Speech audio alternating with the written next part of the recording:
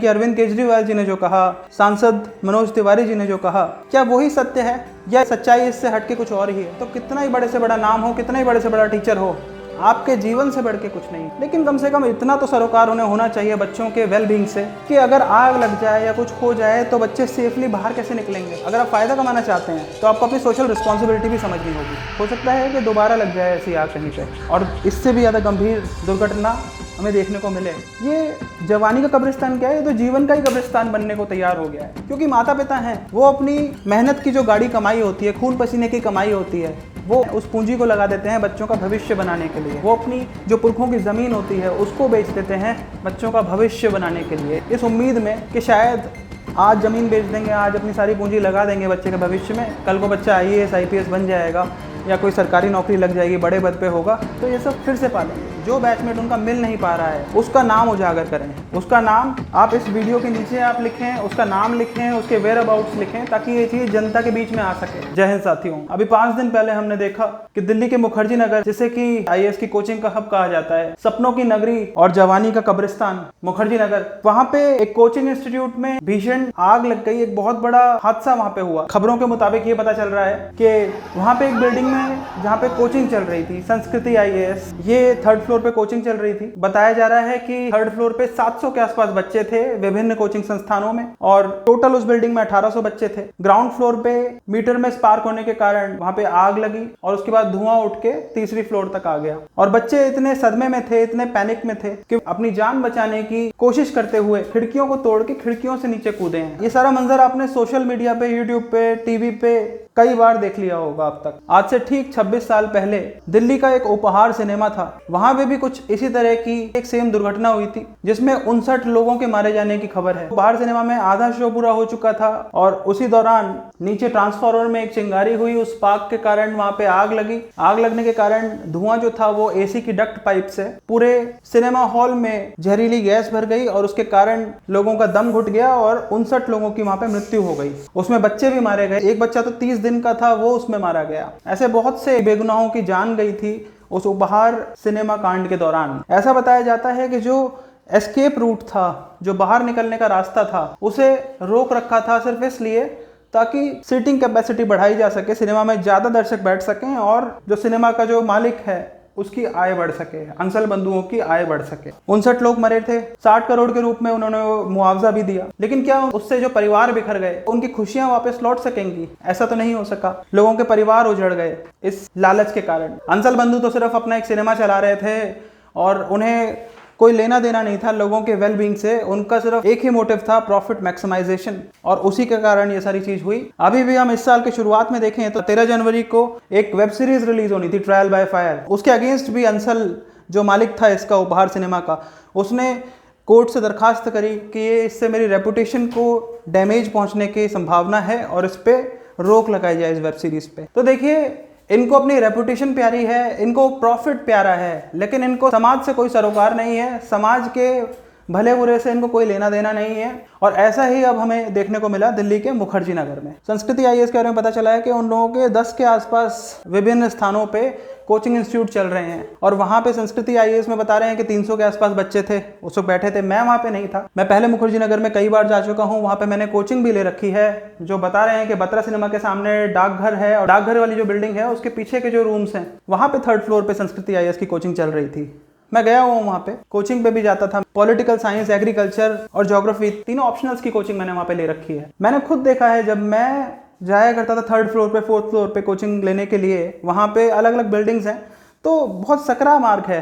मतलब डर लगता था कि कहीं मैं छू ना जाऊं। बिजली के मीटर वहाँ पे होते थे, तार होते थे। अब यहाँ पे क्या हुआ कि हमने देखा कि आग लगी। सारे जो बच्चे थे जो वहाँ पे सपने लेके आए हुए थे, कोई IAS बनने के लिए वहाँ पे आया है, कोई सरकारी नौकरी पाने की एक आस उसको है और वो उसी आस के कारण वहाँ पे SSC की कोचिंग ले रहा है, अपना भविष्य बनाना चाहते हैं इसलिए वहाँ पे वो कोचिंग ले रहे हैं। लेकिन वहाँ पे उनके साथ धोखा हुआ। वहाँ पे जब आग लगी, जब धुआं उड़ रहा था, तो जो एस्केप रूट था वहाँ से वापस जाने का कोई तरीका ही नहीं था, क्योंकि आग लगी हुई थी और दरवाजे को बंद कर दिया गया था।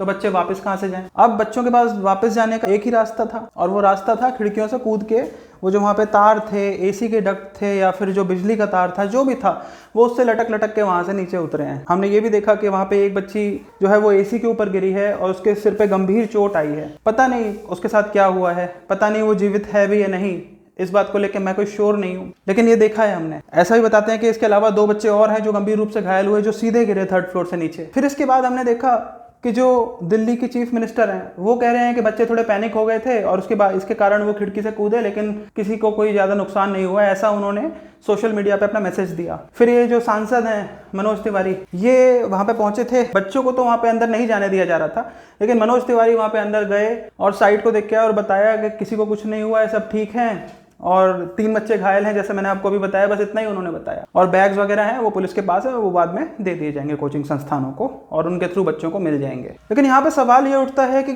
जो मीडिया में दिखाया जा रहा है, जनता के प्रतिनिधियों के माध्यम से जो बात सामने आ रही है, यानी कि अरविंद केजरीवाल जी ने जो कहा, सांसद मनोज तिवारी जी ने जो कहा, क्या वही सत्य है या सच्चाई इससे हटके कुछ और ही है? ऐसे आरोप लगाए जा रहे हैं कि वहाँ पे बहुत सारे बच्चे जो हैं दम घुट के वहीं मर गए हैं और वो राख हो गए हैं वहाँ पे जल के, क्योंकि किसी को वहाँ पे अंदर जाने नहीं दिया जा रहा है। अब इसमें कितनी सत्यता है ये तो इन्वेस्टिगेशन एजेंसीज को ही पता है। इसकी निष्पक्ष तरीके से अगर जांच होगी, लीपापोती इसमें नहीं होगी और बात को नहीं दबाया जाएगा, तो ही हम उम्मीद कर सकते हैं कि सच्चाई निकल के आएगी। और यदि ऐसा नहीं हुआ तो फिर कुछ नहीं किया जा सकता। इस बात का जो सच है, सच्चाई है, वो वहीं पे दफन हो जाएगी। लेकिन सच सामने तो आना चाहिए। अब जो कोचिंग संस्थान वाले हैं, यहाँ पे मैं सिर्फ एक संस्कृति IAS की बात नहीं कर रहा हूँ। ये संस्कृति IAS ने तो आग लगाई नहीं है, ये आग किसी भी कोचिंग संस्थान की बिल्डिंग में लग सकती थी और हो सकता है कि दोबारा लग जाए ऐसी आग कहीं पे, और इससे भी ज़्यादा गंभीर दुर्घटना हमें देखने को मिले। लेकिन बात यह है कि अभी जो हुआ इसका सत्य सामने आना ही चाहिए। और इसके लिए एक चीज़ तो ये हो सकती है कि जितने भी जो स्टूडेंट्स हैं, जो संस्कृति IAS के स्टूडेंट इस बैच के थे, जो वहाँ पे क्लासेस ले रहे थे या फिर अगर क्लास में नहीं भी आए थे, तो वो जानते हैं कि ये उनके बैचमेट्स थे। जो बैचमेट उनका मिल नहीं पा रहा है, उसका नाम उजागर करें। उसका नाम आप इस वीडियो के नीचे आप लिखें, उसका नाम लिखें, उसके वेयर अबाउट्स लिखें, ताकि ये चीज़ जनता के बीच में आ सके और इसके अगेंस्ट कुछ किया जा सके।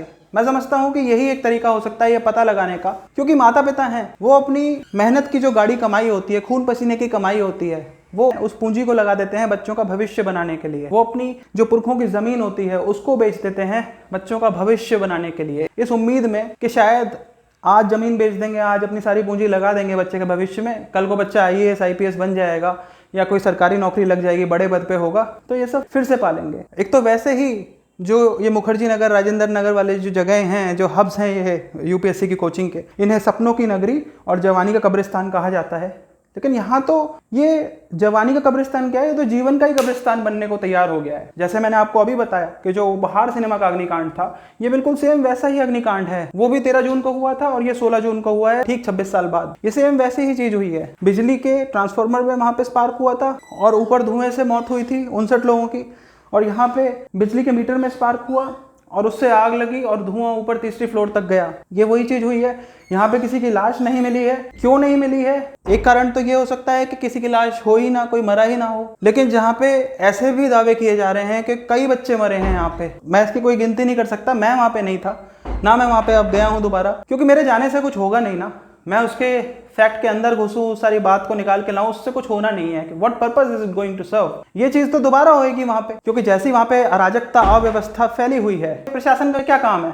वहां पे लोगों ने बिल्डिंग्स खोल रखी हैं, कोचिंग संस्थान वाले हैं, वो किराए पे लेते हैं और अपने प्रॉफिट को मैक्सिमाइज करते हैं। वो भी क्या करें बेचारे, आय का और कोई स्रोत उनके पास है नहीं, तो ठीक है कोचिंग खोल के बैठे हैं। ठीक है, कोचिंग खोल रखी है उन्होंने, पढ़ा रहे हैं बच्चों को, लेकिन कम से कम इतना तो सरोकार उन्हें होना चाहिए बच्चों के वेलबींग से कि अगर आग लग जाए या कुछ हो जाए तो बच्चे सेफली बाहर कैसे निकलेंगे। बच्चों को सिर्फ आप एक पैसा कमाने का माध्यम समझ रहे हैं। थोड़ा तो उनका रिस्पेक्ट करिए। यही लोग हैं जो आने वाले समय में IAS IPS बनेंगे और देश को संभालेंगे, देश को न्याय दिलाएंगे, देश की व्यवस्था को संभालेंगे, समाज में न्याय को स्थापित करेंगे। अगर हम लॉ में भी बात करते हैं डॉक्ट्रिन ऑफ एब्सोल्यूट लायबिलिटी की, तो यहाँ पे भी वही चीज लगनी चाहिए। यहाँ पे भी उसी तरह की कोई डॉक्ट्रिन लगनी चाहिए। यहाँ पे कोर्ट में जरूर यह मामला जाना चाहिए और उसके बाद जैसे डॉक्ट्रिन ऑफ एब्सोल्यूट लायबिलिटी में कहा जाता है कि कोई एक्सेप्शन नहीं होगी। अगर कोई एंटरप्राइज है वो अपने प्रॉफिट के लिए कुछ बिजनेस रन कर रहा है और उससे कोई नुकसान अगर होता है तो उसमें उसकी एब्सोल्यूट लायबिलिटी बनती है। तो उसी तरह यहाँ पे होगा, ये कोचिंग इंस्टीट्यूट वाले यहाँ पे प्रॉफिट अपना कमा रहे हैं और बच्चों के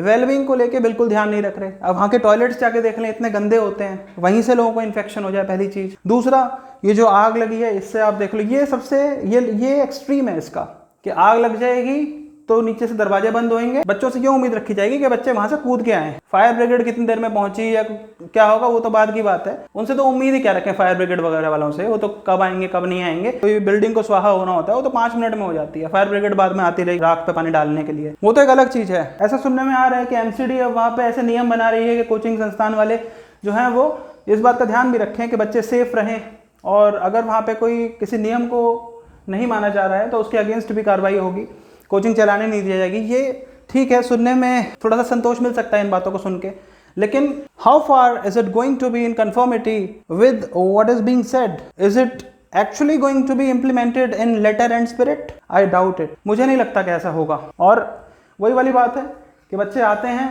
और वहाँ पे कोचिंग्स में बैठते हैं, उसके बाद अपनी जान, अब तो ये भी पता चल चुका है, इस बात की पुष्टि हो चुकी है। मतलब मैं जो आज से 10 साल पहले वहाँ पे जाया करता था 2013 तक, 2012 में मैं रहा भी हूँ मुखर्जी नगर इलाके में, तो मैं आज से 9-10 साल पहले जो वहाँ पर रहा था और मैंने उस चीज़ को देखा था, रोज मैं उस चीज़ को देखता था, उससे 2-4 होता था इस समस्या से। तो आज मैंने ये देखा कि वाकई में ये मेरा जो भय था वो आधारहीन नहीं था और वो बिल्कुल सही था, और जो दुर्घटना हो सकती थी वो दुर्घटना हुई भी है इस तरह की। अब यहाँ पे यही है कि जो बच्चे हैं जो जानते हैं कि उनके साथी मिल नहीं रहे हैं तो वो सोशल मीडिया पे उनके नाम उजागर करें। अगर आप इस वीडियो को देख रहे हैं तो इसके नीचे आप अपने उस साथी का नाम लिखें, उसके वेयर अबाउट्स यहाँ पे लिखें, ताकि ये चीज़ पब्लिक हो सके, पता चल सके कि कौन से बच्चे हैं जो गायब हो रहे हैं। क्योंकि मुझे नहीं पता बच्चे गायब हो रहे हैं या नहीं हो रहे हैं, ये सिर्फ वो स्टूडेंट्स ही बताएंगे, इसी से पुष्टि हो सकती है। जो पेरेंट्स हैं अगर वो इस वीडियो को देख रहे हैं, उनके बच्चों से उनका कॉन्टैक्ट नहीं हो पा रहा है, तो वो यहाँ पे अपने बच्चों का नाम आगे करें। फिर हम कोशिश करते हैं कि कुछ हो सके और पता लग सके। और अगर अन्याय यहाँ पे हुआ है, अन्याय तो हुआ है, यही अन्याय बहुत है कि बच्चों को चोट पहुंची, बच्चों को इतनी मेंटल हैरेसमेंट हुई,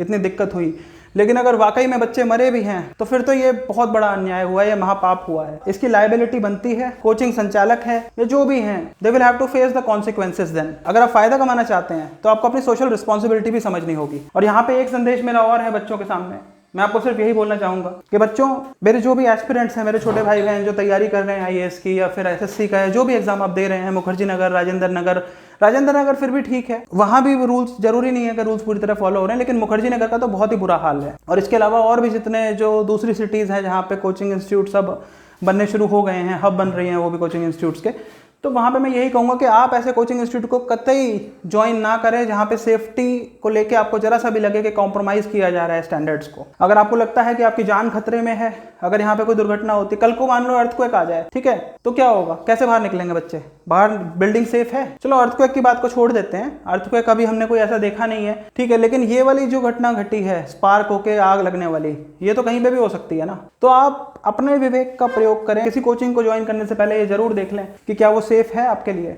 अगर वो सेफ नहीं है तो कितना ही बड़े से बड़ा नाम हो, कितना ही बड़े से बड़ा टीचर हो, आपके जीवन से बढ़ के कुछ नहीं। अपनी जान को दाव पे लगा के आईएएस की तैयारी मत करिए। वैसे भी 5 लाख लोग बैठते हैं हर साल, होता सिर्फ 12 से 15 हजार बच्चों का है प्री क्लियर, उसके बाद फिर 3000 बच्चे इंटरव्यू में बैठते हैं और 1000 के आसपास बच्चों का सिलेक्शन होता है। और जो 5 लाख होते हैं ना, वो हर साल देते हैं, हर साल देते हैं, 7-10 साल वो देते जाते हैं और अपनी जवानी भी बर्बाद कर लेते हैं और मिलता उनको कुछ नहीं है। तो मैं यहाँ पे आपको हतोत्साहित नहीं कर रहा हूँ कि आप तैयारी ना करें, आप तैयारी करें, लेकिन अपनी जान पर खेल कर नहीं। सबसे पहले आपकी सेफ्टी है, उसके बाद आप अपना तैयारी करें। और देखें और भी बहुत तरीके हैं, अगर कोई अच्छा कोचिंग इंस्टीट्यूट है लेकिन वो ध्यान नहीं दे रहा है आपकी सेफ्टी पे, तो बिल्कुल उसको ज्वाइन ना करें। अब तो आईटी रेवोल्यूशन है, और आप देखिए ऑनलाइन बहुत अच्छी कोचिंग्स चल रही हैं। तो अगर ऐसा है तो आप ऑनलाइन पढ़ें, आप मेरे यकीन करें, आप ऑनलाइन पढ़ लें और उसके बाद खुद तैयारी करें। अगर आपके अंदर बात है तो आपके अंदर वो कला भी आ जाएगी। और आप वीकेंड बैचेस ज्वाइन करें, जैसे भी करें, कभी कभार टीचर से मिल लें आप जाके, या जैसे भी है, जो भी उनका मोड होता है टीचिंग का, वो सारी चीज़ें आप फॉलो कर सकते हैं। लेकिन अपनी जान पे खेल के तैयारी करने की कोई ज़रूरत नहीं है।